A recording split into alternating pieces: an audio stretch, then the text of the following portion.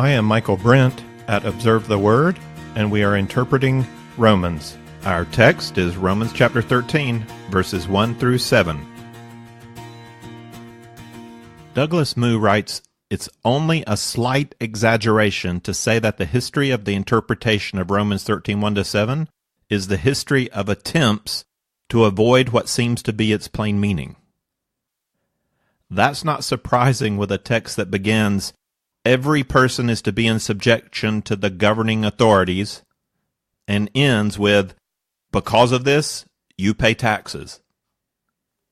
I remember teaching this text back in the year 2000. I don't have that good of a memory, but there's a reason I remember teaching it.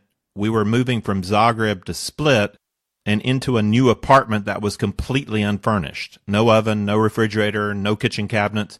We made a trip to IKEA, or for you Americans, IKEA, in Austria to buy the cabinets and other household items.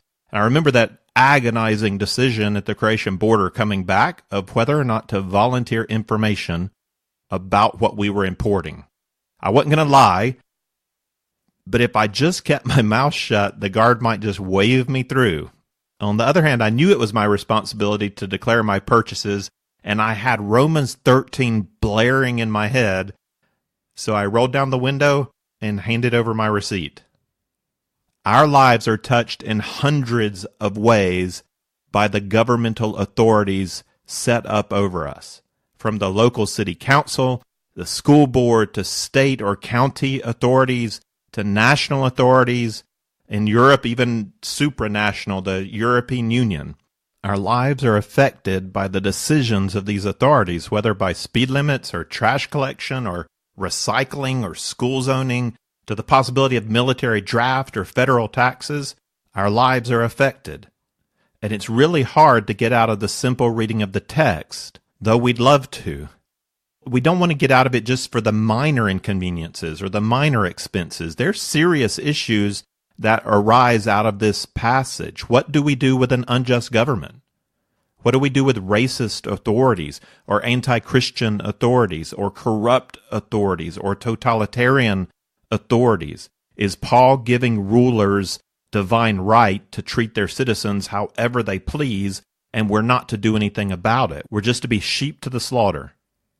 Is Paul taking away the possibility of pushing back and demanding change?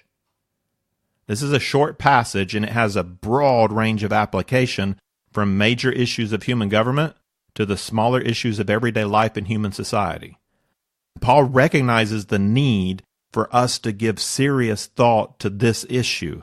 That's why he's offering it as one of his scenarios. If we're to present ourselves to God as a good and pleasing sacrifice, then we need to consider how our thinking about government has been formed by our own society and by our own sinful flesh. How am I thinking wrongly?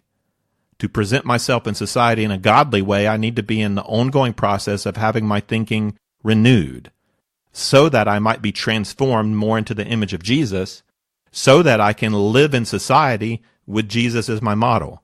What does that look like? What basic principles ought I keep in mind? As we interpret this passage, we'll try to follow two principles. First, we'll try not to make Paul's text say more than it actually does say.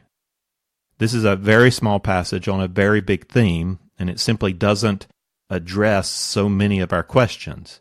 So we want to recognize what is addressed here and what is not. Our second principle is in tension with the first. While trying not to read into this passage, we also want to consider the worldview framework that Paul teaches out of.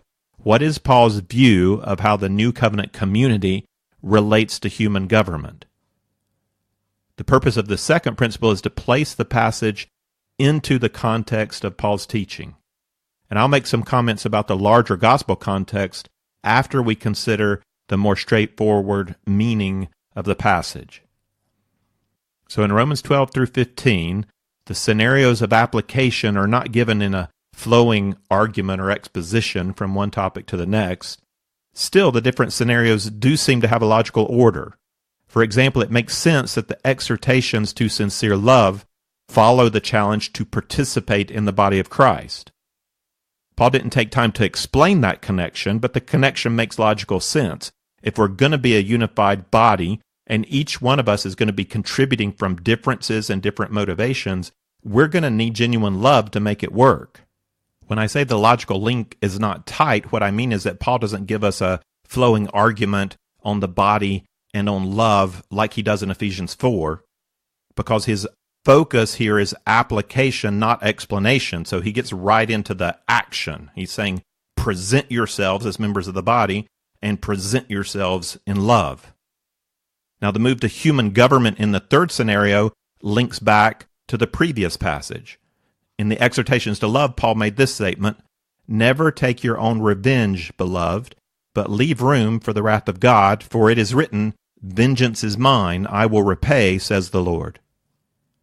Being told to leave vengeance in the hands of God, we might ask, is there no justice on earth? And our current passage addresses that issue. Though again, this is not a long exposition, this is application. We're getting a short exhortation, not a sermon on Christians and government. And it fits with our model of respond, present, and renew. So responding out of a grateful heart, we need to present ourselves as citizens of a secular society, and in so doing, we need to renew our thinking about that. Paul doesn't overdo the thinking part here because his intent is to move us to action. He gives us enough to get our thinking going, leaving us with the challenge to come up with a more developed Christian response to government based on our understanding of the gospel and the broad teaching of Scripture. So this is how we're going to address this lesson. I'll go through the text to clarify the clear exhortation. Then I'll raise a few additional questions that arise out of the text but aren't answered by the text. Let's read Romans 13, 1 through 7. Every person is to be in subjection to the governing authorities, for there is no authority except from God, and those which exist are established by God. Therefore, whoever resists authority has opposed the ordinance of God, and they who have opposed will receive condemnation upon themselves. For rulers are not a cause of fear for good behavior, but for evil. Do you want to have no fear of authority? Do what's good, and you'll have praise from the same. For it is a minister of God to you for good. But if you do what is evil, be afraid, for it does not bear the sword for nothing. For it is a minister of God, an avenger who brings wrath on the one who practices evil. Therefore it's necessary to be in subjection, not only because of wrath, but also for conscience sake. For because of this you also pay taxes, for rulers are servants of God, devoting themselves to this very thing. Render all what is due them, tax to whom tax is due, custom to whom custom, fear to whom fear, honor to whom honor. Unlike the previous passage, which had 20 exhortations, this passage contains one primary exhortation. It's fairly straightforward. Every person is to be in subjection to the governing authorities. Paul repeats the exhortation in verse 5. Therefore it's necessary to be in subjection, not only because of wrath, but also for conscience sake. And in between these two statements of the primary exhortation, Paul gives us two reasons for obeying the exhortation, and one statement about the consequence of disobeying. Then Paul finishes the passage with a concrete practical application of the exhortation. Let's walk through the passage. Again, our primary exhortation is the first part of verse 1. Every person is to be in subjection to the governing authorities. Paul makes the exhortation inclusive. He does not say that some people should be in subjection. You know, the better drivers don't need to be in subjection, just the bad drivers. No, he says every person. And it may be important to notice that he does not use the word obey in reference to government. He uses the word submit. We'll come back to that later. Paul follows up his exhortation with a reason. We should submit to the governing authorities because there is no authority except from God, and those which exist are established by God. And this creates a problem for us. Paul is saying that human governments outside of theocratic Israel have been established by God. In our previous text, Paul told us to interact with people in society. He said, respect what is right in the sight of all men. I commented then that the Christian stance towards secular society is not a stance of absolute good versus absolute evil. We're told to recognize a moral impulse towards good that exists in human societies, and we're to build bridges on the common ground of generally recognized morality. Here Paul indicates another reason we should not view human society in absolute categories. Paul's not naive. He does not have in mind that the Roman government is particularly good or somehow anointed by God. Paul understands the evil in human society, but he also recognizes that God reigns over human institutions. No government exists, and no ruler holds his or her position without God permitting it to be so. In verse 2, Paul describes the spiritual consequences of not submitting to government authority. Therefore, whoever resists authority has opposed the ordinance of God, and they who have opposed will receive condemnation upon themselves. This is Paul's view of spiritual reality. To resist governmental authority is to resist God. The condemnation here is not the condemnation of the government, it is the condemnation of God. God views resistance to governmental authorities as unrighteous, as not good, as wicked. Refusing to submit to governmental authorities is an act against the social order established by God. In verses 3 to 4, Paul comes back to another reason for submitting to governing authorities. For rulers are not a cause of fear for good behavior, but for evil. And Paul's statement begs the question, what about unjust and evil rulers? What about prejudiced authorities? And we'll have to come back to that question. It was surely a question on Paul's mind as one who had been beaten and imprisoned, and it would have been on the minds of the Romans who experienced in recent years the unjust expulsion of Jewish Christian leaders like Priscilla and Aquila who were kicked out of Rome. They're aware of the misuse of authority. So we're to take Paul's teaching as wisdom based on spiritual reality. There are general principles, when followed, that lead to a fruitful life. And this is a basic principle of wisdom literature in the Old Testament. Proverbs direct us to wise decision-making based on a clear view of reality. Living wisely over time most often results in positive outcomes. Proverbs are not formulas that guarantee a specific outcome.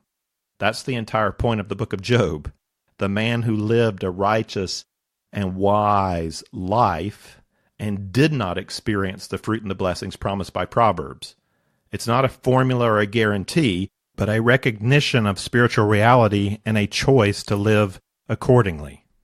Paul's first statement of reality was that authorities are dependent upon God for their position. Paul's second statement of reality is that governing authorities are pragmatic enough to leave alone, even honor, citizens who live according to law and basic moral goodness.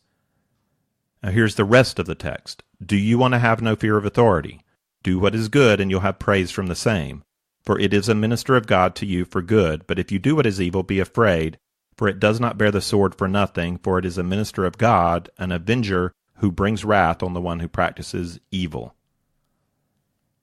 In spite of the prejudice he was subjected to as a Jew and as a Christian, Paul believed in the principle that doing good is generally recognized as good by authorities, and doing evil attracts the negative attention of the authorities.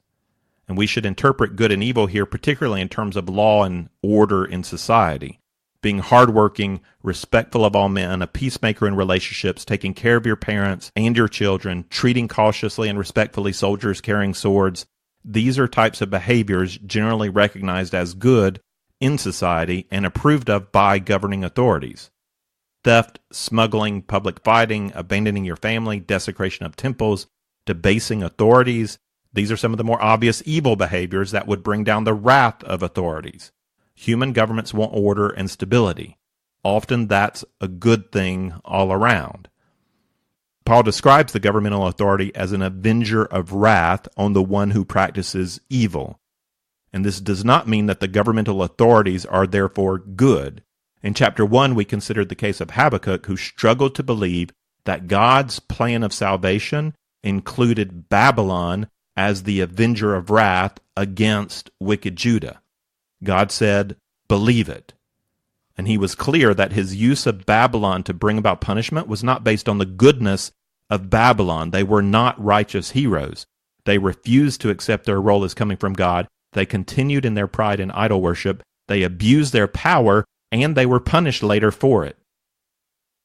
Paul's teaching us that God uses sinful people to bring about a certain degree of order in society. There is a basic pragmatic response by authorities to approve of good and to punish evil. Evil in the mind of authorities does not line up perfectly with how God defines evil. Authorities will include in their definition of evil that which threatens their power or their prestige or their position. It may include a moral basis, or it may simply be the pragmatism of a politician or ruler. They have their own definition of evil.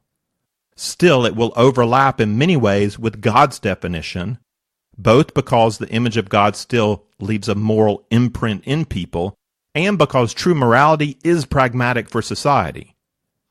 God uses human agents to maintain a certain amount of order in society. Now, we also saw back in chapter 1 that God's wrath is currently being revealed against human beings in a passive form. God gives us over to a darkened heart and mind. The resulting consequences are a form of God's wrath. He leaves us to the harm of our own rebellion. If there were no ordering principle, we could imagine terrible chaos. We might wonder why human society is not better. I usually wonder why human society is not much, much worse. Why don't we tear one another apart? That's a complex question for each society, but it comes down to at least two principles we're seeing here from Paul. God has given humanity over to sinful passions and a darkened mind, but God has not given us over fully. God allows a moral principle to still work in the hearts of people. His image still has effect. And God has provided some degree of order in society according to his wise plan. If God pulled away completely, we'd be much, much worse off both as individuals and as societies. God has placed a restraining principle in us and a restraining principle in our society. He calls us to something much better. Just as individuals can choose to live according to God's revelation of truth, to live as God sees reality, so too societies can be ordered in such a way to reflect truth. We can see the positive effect on societies as they move towards a godly perspective. As with people, this is always messy. Sin and Satan are always at work opposing the truth of God. In some cases, God allows greater reign of sin and Satan in society. And those societies give us a picture of what all society would be like if God did not allow his image to still work in us and God did not ordain better authorities. So just as the gospel shakes us to think soberly that, you know what, I could be just as bad as the worst among us, the gospel also challenges us to think soberly that our society could devolve from its current state to the level of the worst of societies that we've read about in history class. If it were left to us, without the grace of God and the hand of God to curb our sin, we could be much, much worse. In this text, Paul also adds to our picture of the execution of God's just wrath against human evil. We know there will be a final day of wrath where justice is fully satisfied. And we know from chapter 1 that God submits us to a passive wrath by giving us over to our own sin. In this passage on government, Paul adds another agent of God's wrath. God uses governing authorities to bring about the active wrath of justice in our present lives. It precedes the eternal justice that will come on the day of judgment. And as deficient as humans are in carrying out God's justice, God still works through people to bring about a form of justice. Paul's phrase, "for it does not bear the sword for nothing," could be used as support for capital punishment. I don't think, however, that argument stands up under scrutiny. The Old Testament law provides more direct support for capital punishment. That's where you should go if you want to argue capital punishment. We can hardly say that capital punishment is necessarily evil, since God clearly taught that it was the right punishment for human society in certain situations, particularly in the situation of Israel. We could argue that the New Covenant brings about a change, or we could argue that the Mosaic punishments don't apply well to secular government. But those arguments are beyond our current passage. I don't want to talk about capital punishment right now.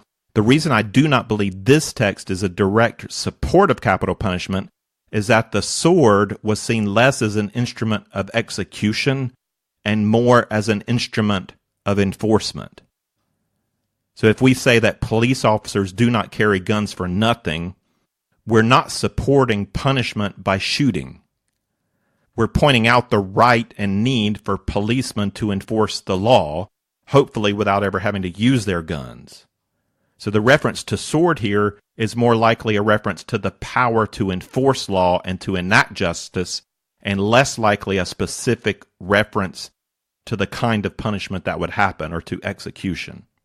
In verse 5, Paul summarizes the exhortation. Therefore, it's necessary to be in subjection, not only because of wrath, but also for conscience sake. So we as Christians argue for the voluntary submission to governing authorities for these two reasons. One, God uses governing authorities to punish evil behavior in society. This is the reason for fear. God curbs the damage of sin in society by ordaining government. Two, since God has ordained government, submitting to governing authorities is submitting to God. And this is more rightly the gospel motivation. We recognize by faith that the governing authorities are servants of God. Paul uses here the word diakonos, or servant, which he usually uses for Christians serving God, and from which we get the word deacon. So though they may not know or acknowledge that they are his servants, Paul sees governing authorities as providing a function ordained by God and having significance in God's plan. Paul ends this passage with an example of concrete practice. Paul's first words can be taken two slightly different ways. For because of this you also pay taxes, could indicate an ought statement, since it is right to submit to governing authorities, both out of fear and out of conscience, you ought to pay your taxes. The second option is to take Paul's words as an affirmation of what the Romans are already doing. They're already following their conscience in this matter. So Paul is essentially saying, this is the reason you're paying your taxes. The second option aligns better with Paul's Greek here. I don't know if Paul felt that paying taxes was a particular issue for the Romans or not. I think he's assuming that they are paying taxes because they do recognize that they ought to be paying taxes. And we don't need to see this as a special case the Romans struggled with. I think it's an issue for everybody who wants to pay taxes. And when we talk about submitting to the governing authorities, Paul's giving us an example that hits us all. It's a great general application. I mean, I just went yesterday to my local tax office in Zagreb to submit my American income tax forms. I have to pay taxes here and in the U.S., which doesn't work out too terribly since I get to write off the Croatian taxes on my American tax form and the American taxes on my Croatian tax form. But I still don't like paying taxes. I don't like giving over the money, and I don't like the time it takes and the trouble. And the system's not set up that well here for foreigners. When I first tried to pay, the lady receiving my papers looked at me like I was an idiot. And she asked, "Are you sure you want to do this?" I said yes, and she hesitated with her hand over her computer keyboard, communicating to me that once I was in the system, there was no going back. And I said, yes, put me in. And she did, and that was it. I said yes for both reasons Paul mentions here. I was afraid at how much money I would owe the Croatian government if they came after me, and my conscience before God was pushing me to obey this text. I believed it's what he wanted me to do. So this is what we do as Christians. For because of this you also pay taxes, for rulers are servants of God, devoting themselves to this very thing. Render to all what is due them, tax to whom tax is due, custom to whom custom, fear to whom fear, and honor to whom honor. We do this as an expression of faith in God, showing to him that we believe he has ordained government authorities for his purposes. We recognize his hand over secular government, and we submit to him when we submit to them. That's the passage, and though this passage gives us a straightforward exhortation that we can put into practice right away, it also leaves quite a number of questions unanswered. You know, some questions are too big for our present discussion. I'm not even going to bring them up. I was thinking, what form of government best models a biblical view? And that's a great question, but I'm not even going to try to answer that one here. Though I will slip in that I'm a fan of governments that recognize human sinfulness and so create a separation of powers. That's the idea of putting biblical principles into practice. But we can't get into all that, what's the right kind of, or what's the best, or what's the most Christian form of government. Great question. But here are three other questions I'd just like to begin to answer, just raise. So the first is, what about unjust, prejudiced, or oppressive governmental authorities? Do Christians simply obey? Second, shouldn't Christians work to transform society?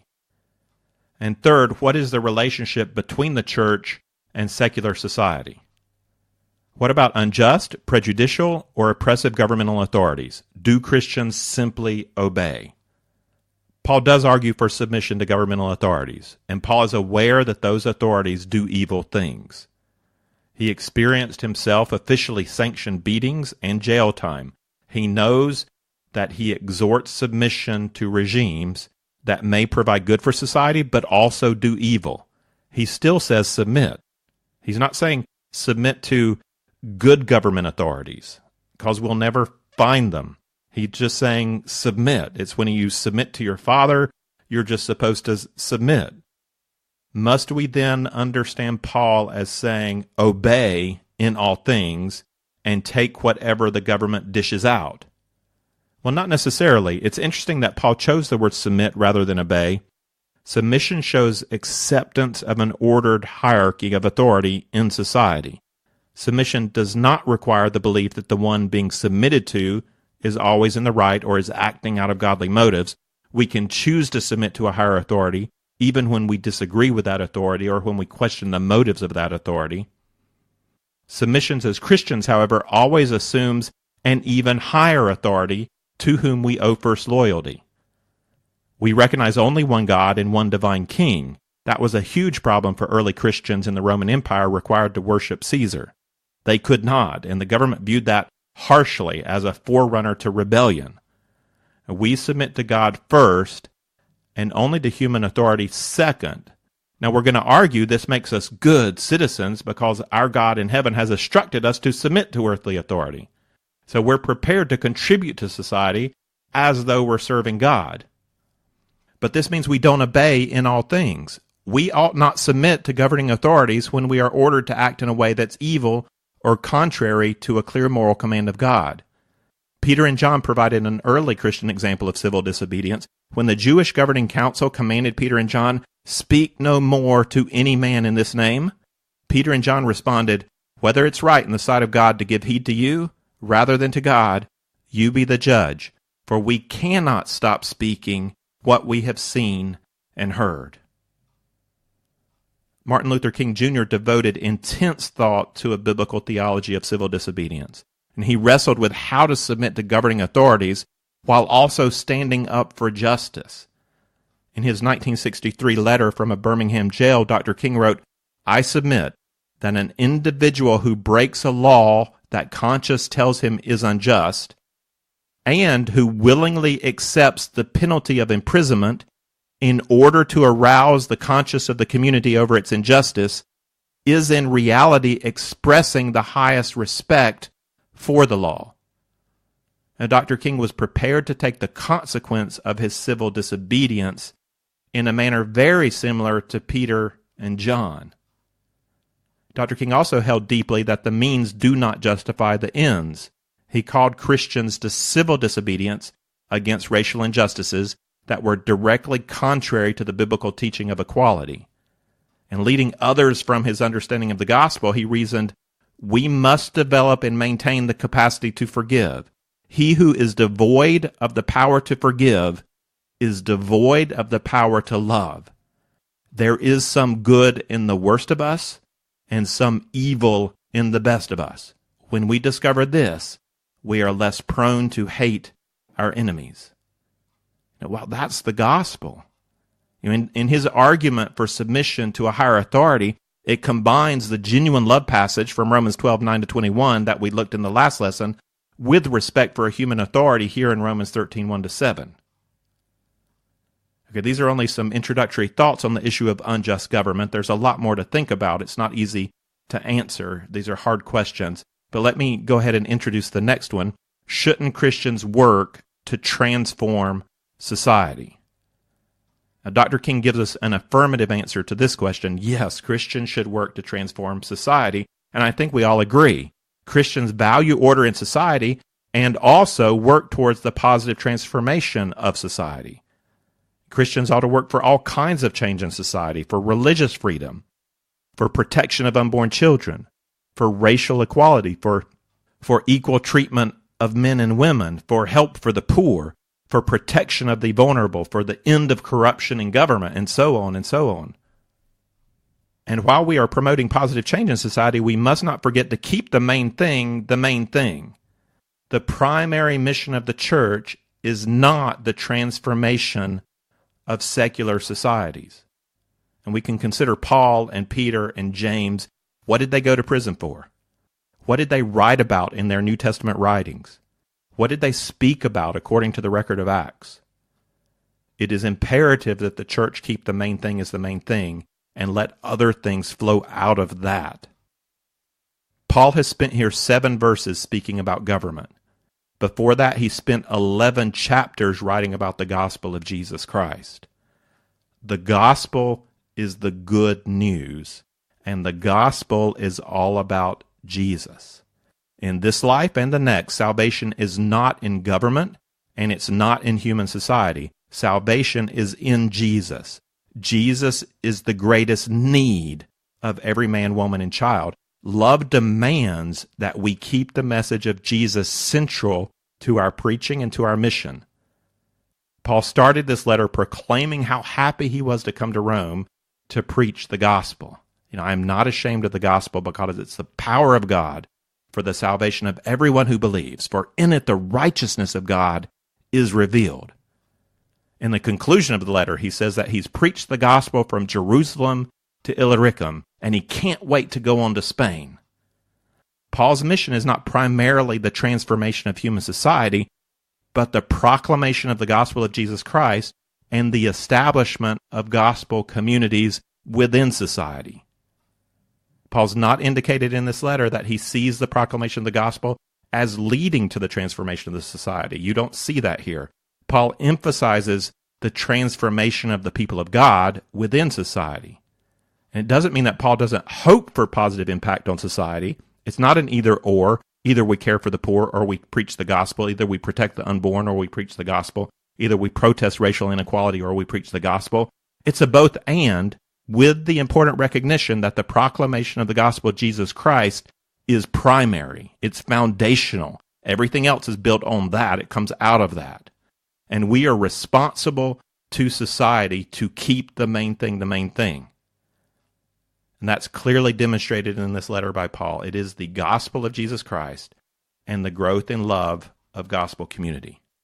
From this gospel community, we then seek to have an impact on the larger society, both in the further proclamation of Jesus Christ and in the promotion of what is righteous and true and good and just in the sight of God. Now, this leads right into our third and final question. What is the relationship between the church and secular society? And I'm going to come at this question from the broadest of strokes. God is Lord over all human society. The covenants of Adam and Noah still stand. Those were covenants with all men and women. There is a common grace kingdom to which every human being belongs. God does not prevent these societies from perpetrating evil. He's given human beings over to themselves, but then God also does not leave human society completely to itself, to chaos and evil and anarchy. First, God gives rain and sun on all. He maintains a suitable, beautiful environment in which good and evil people live side by side, both receiving blessing. Second, God has not fully removed his image from human beings. There's still a moral impulse in people that curbs some evil and brings about some good. Third, God provides order in the form of human society with ruling authorities. These are human authorities. They're a mix of good and evil.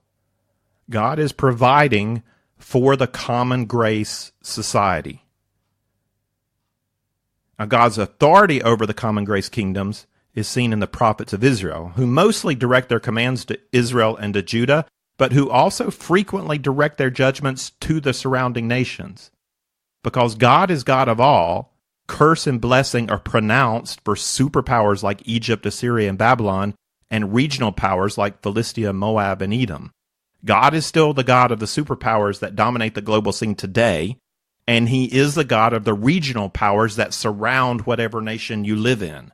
He is God over the common grace kingdoms.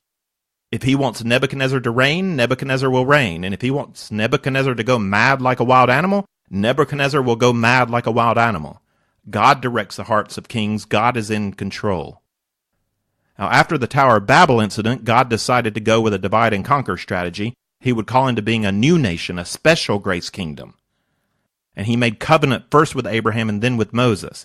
And this special grace kingdom was to be a light to the common grace kingdoms. With the coming of the Messiah and the end of the Old Covenant and the start of the New, the special grace kingdom changed forms. It's no longer the geopolitical nation Israel, but the spiritual community of all believers in Jesus Christ, the church. We are a kingdom within a kingdom, the church within a nation. Everyone who contributes to the well-being of the common grace kingdom serves God, whether they do so with awareness or not. This is true because the common grace kingdom exists for the special grace kingdom. That is to say, secular society exists for the church. The secular society provides roads and sewers and electricity and food production and transportation and healthcare and civil administration and law and justice and all the infrastructure and services necessary for human society to exist. That blessing of common grace society exists for the furtherance and the growth of the church. Consider the blessings provided by Rome, order and roads and a common language over a vast territory, all of which serve the mission of the church in the proclamation of the gospel in its early initial spread.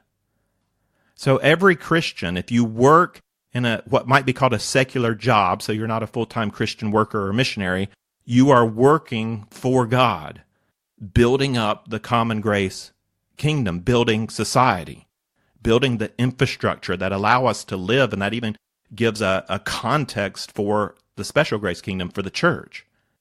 So Paul can say that governing authorities are also ministers of God.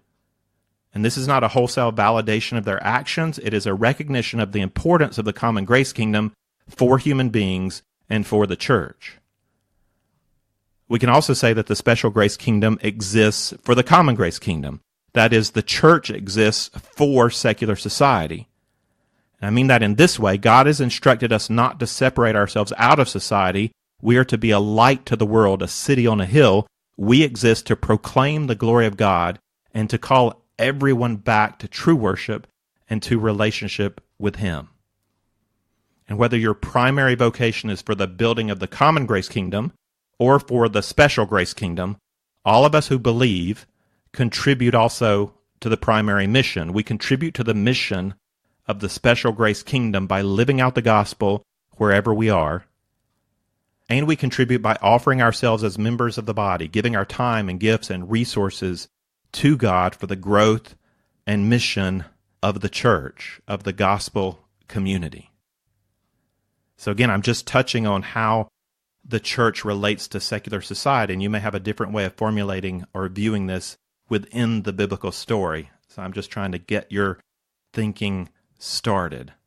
But let's wrap it up. You can think on these things later. The command to submit to governing authorities and pay taxes is not hard at all to understand. What's hard is thinking rightly about the command in the face of some challenging issues. It's yet another area where we need to continue to present ourselves for service in the manner that we believe honors God, and to continue to renew our minds so that we ourselves are transformed and better able to discern how to live for God in whatever society He has placed us. If you would like the text of this lesson with some resource questions, or if you'd like to see overview charts that go along with our study of Romans, then check out the resource page at observetheword.com.